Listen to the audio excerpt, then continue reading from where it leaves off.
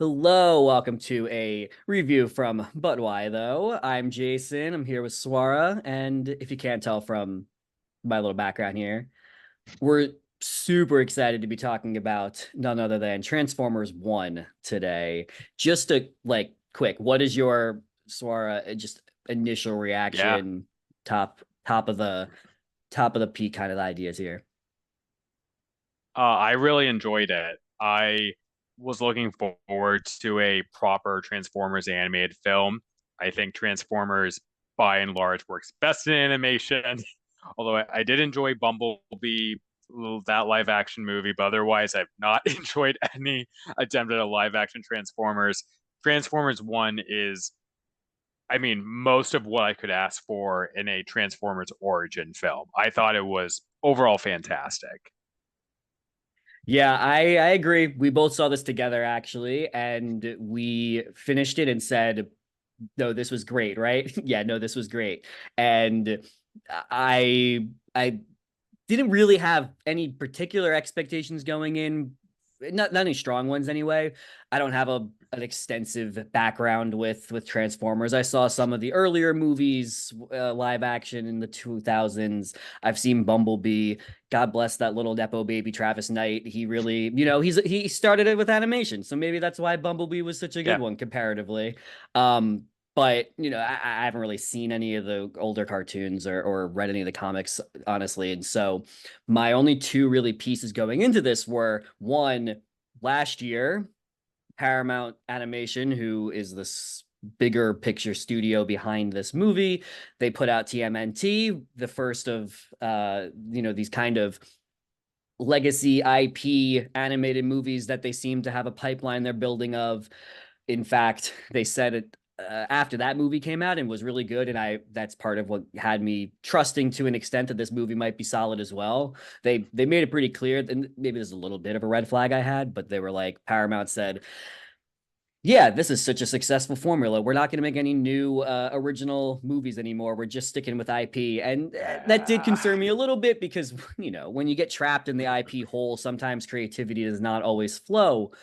But this is only, second movie in 2 years in this, tapping into nostalgia animation. And it's, but the TMNT was pretty solid. And so there's that. And other people I know had already seen the movie and were pretty much all really hype on it. I really try not to hear too many people's opinions about stuff before I see it so I can form my own thoughts without being biased beforehand. But so many people were so hype about this movie that it was hard to avoid hearing people's excitement. So going in, I knew people were liking it, but I don't really have any other particular feelings about it one way or the other. So what were some of your expectations going in, or what kind of experience do you have with Transformers? Oh, I'll go to talking about my own experience with Transformers. I've very been since I was a kid, I've been very on and off with Transformers. I probably had some of the toys. As a kid, I was really into Beast Wars. Like I watched that all the time as a kid and was very invested in that.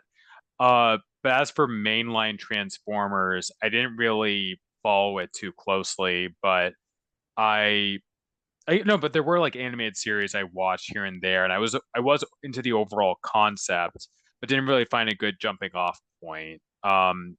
And sometimes I struggle. Beast Wars was the only one I very much consistently paid attention to.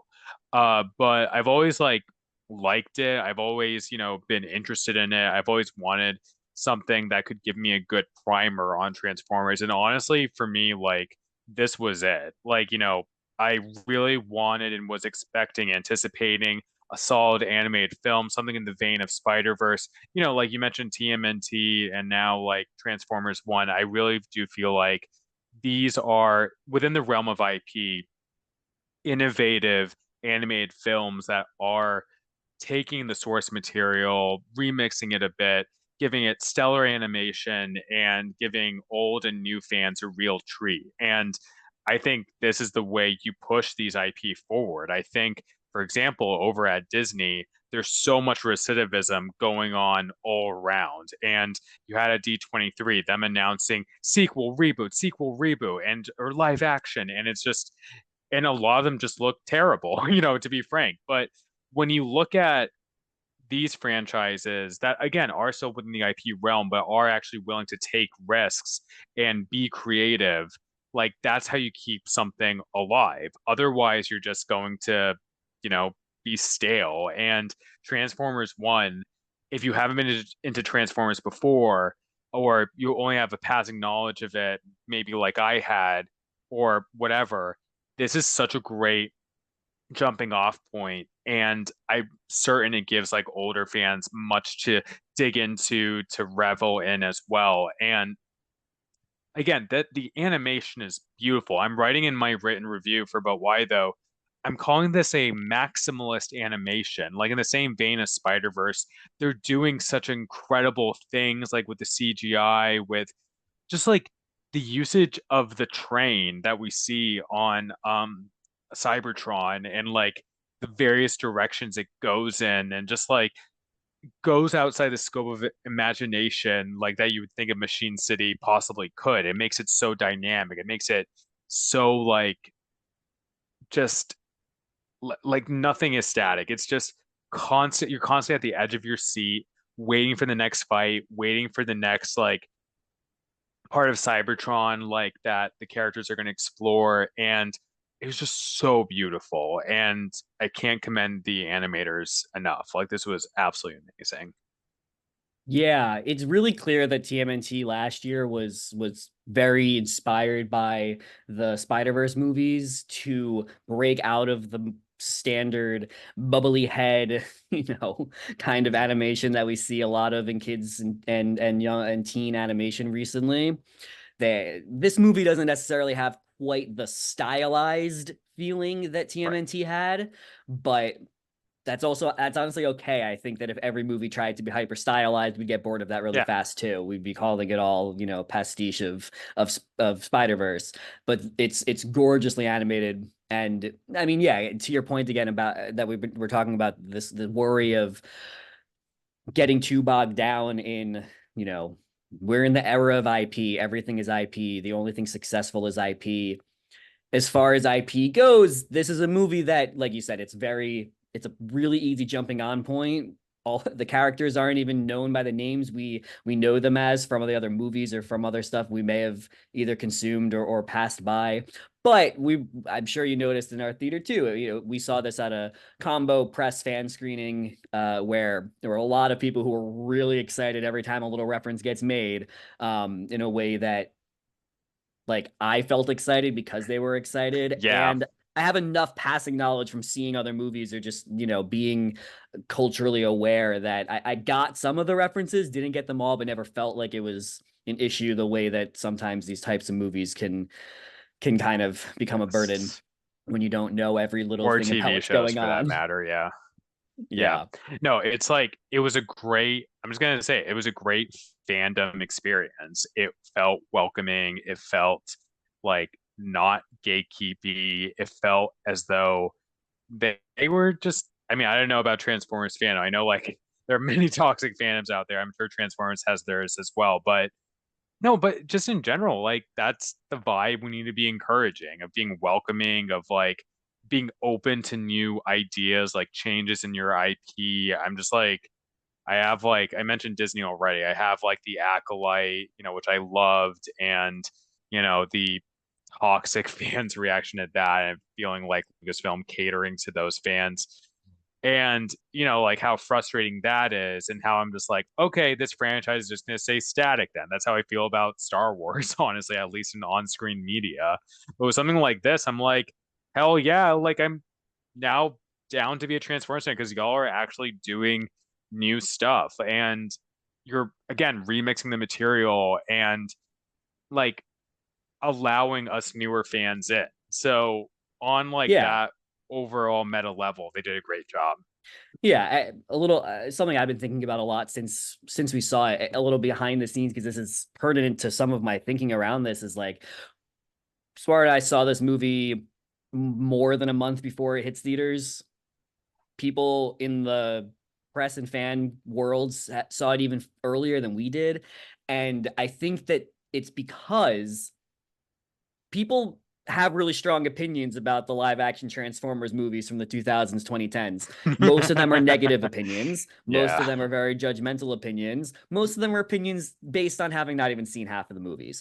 But they have really strong opinions, and there's a really clear, popular understanding of what is a Transformers movie based on 2 decades worth of them. And the folks behind trying to get this movie to succeed, I think, understand that they need a really long runway and need people who are Mhm. talking about it like us, who are not necessarily Transformers fans, but we really enjoyed the movie, and people who are fans alike to be able to word of mouth, like, say, hey guys, like, actually this is nothing like those movies. Yeah. It's really good, and it's a Yeah. totally different ball game. Check it out. And so I get into all that just to say that, like, if you're someone who's not sure about this because you're like, well, Transformers movies aren't really good, this is it's a No, completely different this, tone. It's a completely different style. It's yeah. a very different iteration of what a Transformers movie can be, even though there was literally one And, last year that I actually liked, yeah. but that's aside the point.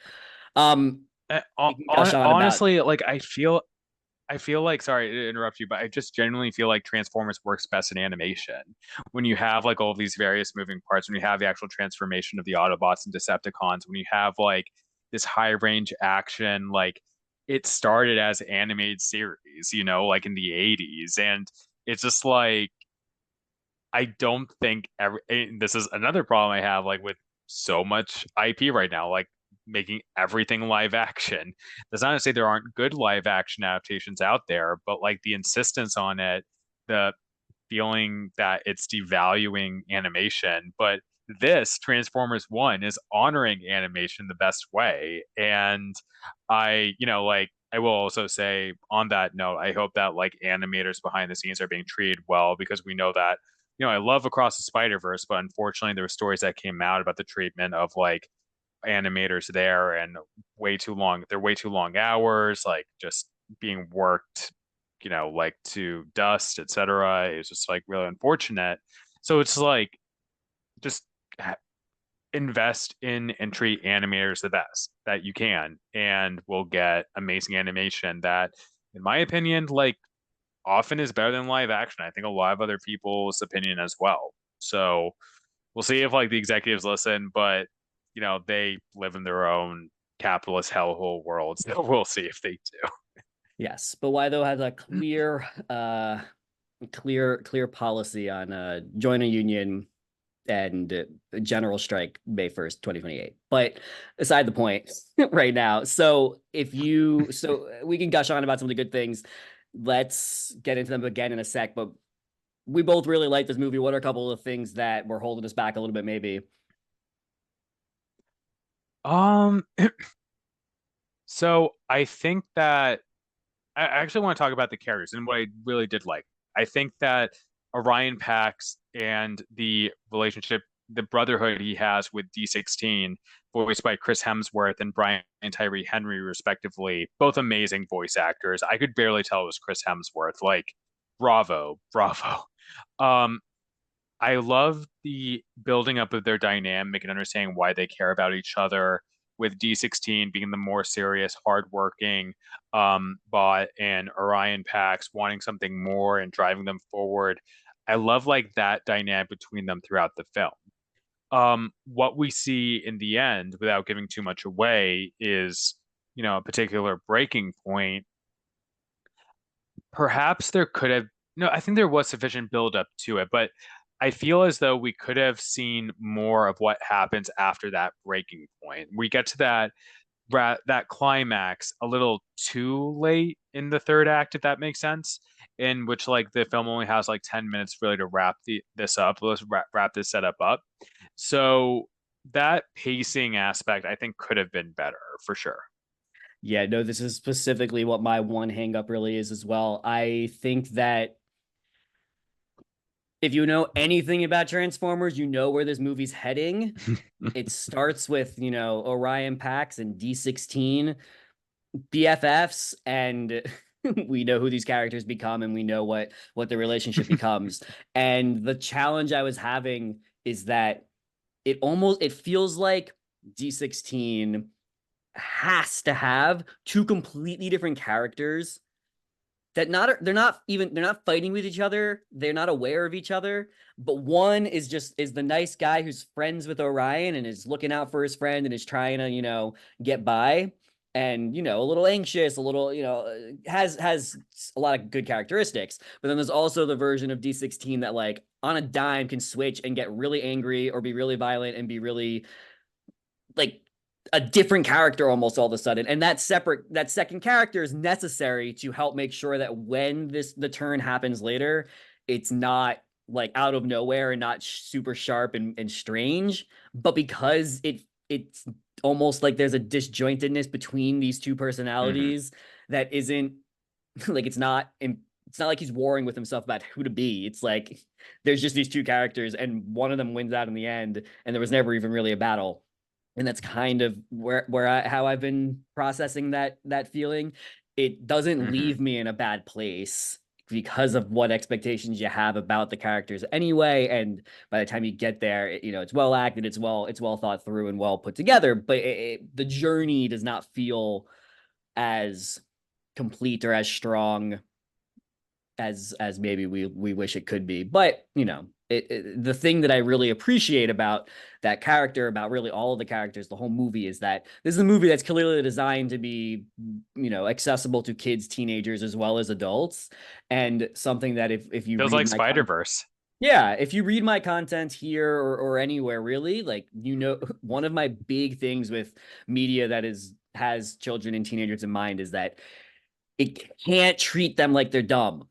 And this movie doesn't. This movie Yep. knows Yep. like there's a lot of lore that has to get dumped, and that we all got to listen to some lore dumping here and there, but it's never a movie that puts its characters into a box and that whole box is about them trying to explain the adventure to us like a lot of kids movies Right. can turn into, a lot of movies with younger audiences in mind can turn into.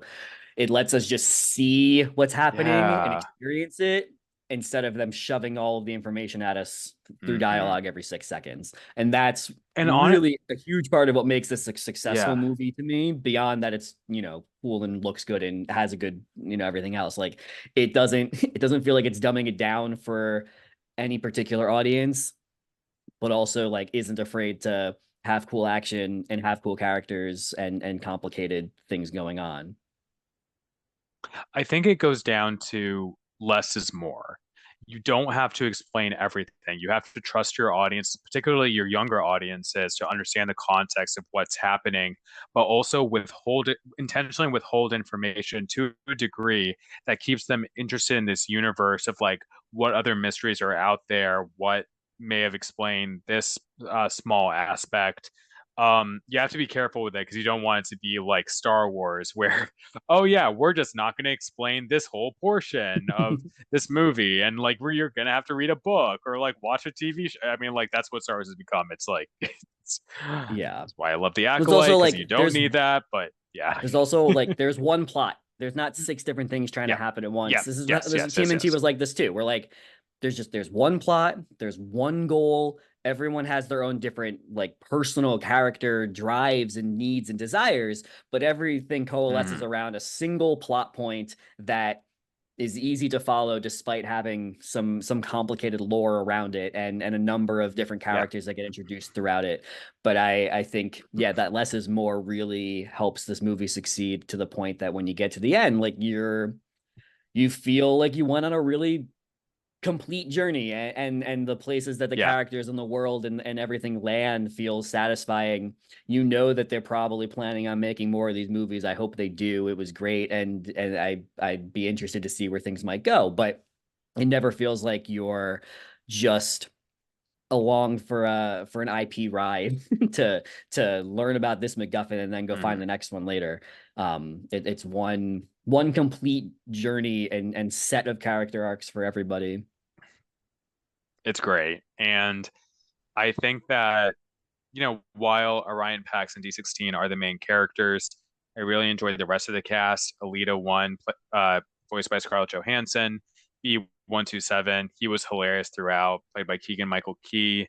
Um, I mean, I don't think it's a spoiler to say like the main antagonist, Sentinel Prime, voiced by John Hamm, like just it was so good. Oh yeah. And like you know that guy in real life, you know, like with this with Sentinel Prime. And yeah, Lawrence Fishburne, voice of Alpha Trion, like you know, without giving too much away. It's just like a really stellar cast Oh yeah. in Steve general. I Buscemi's in mean the movie all with a funny little role. oh Steve Buscemi, yeah, yeah, Like when he comes yeah. in and he And starts talking, you're like, oh, that's different.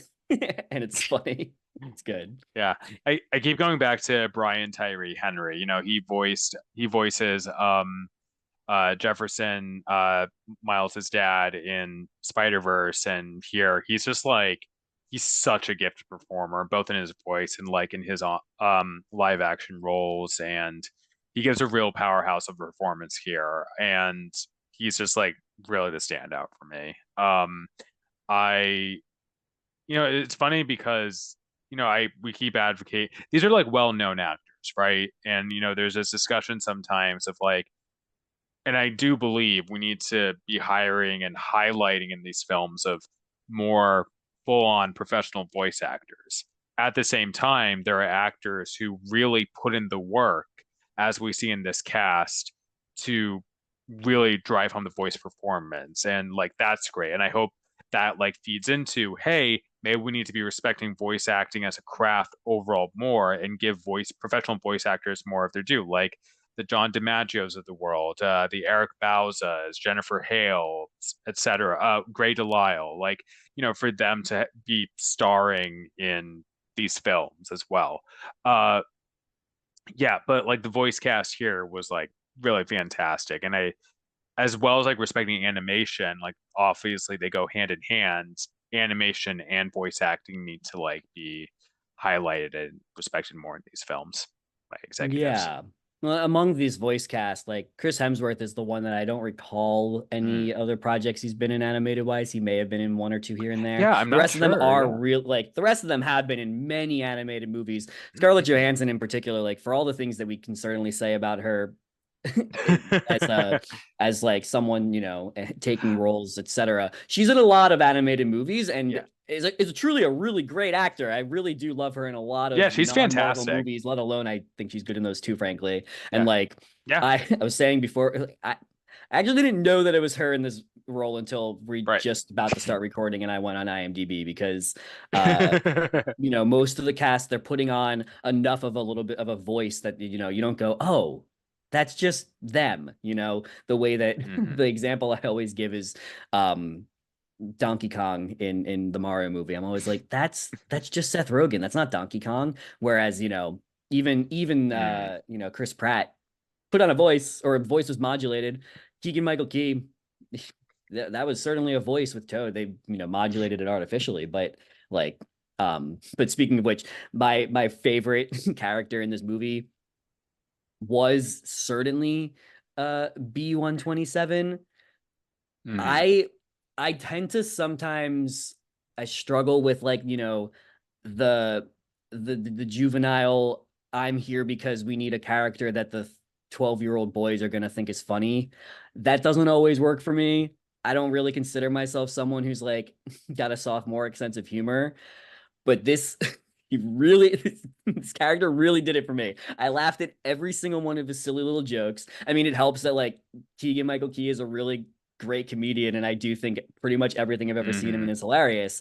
But like every line is great, every like every little bit that goes through the movie is great, and it helps that this is not a character who's just like, you know, stuck in the typical I'm the boy character for 12-year-olds and so I'm going to say dumb things to Right. the female characters and then not apologize for it. Like he's just a nice fellow who knows how to take no for an answer Yeah. and is just funny.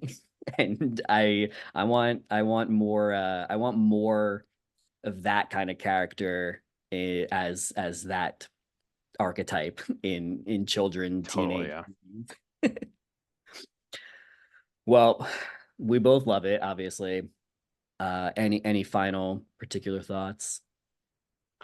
I just, you know, want more of this. I feel as though, you know, like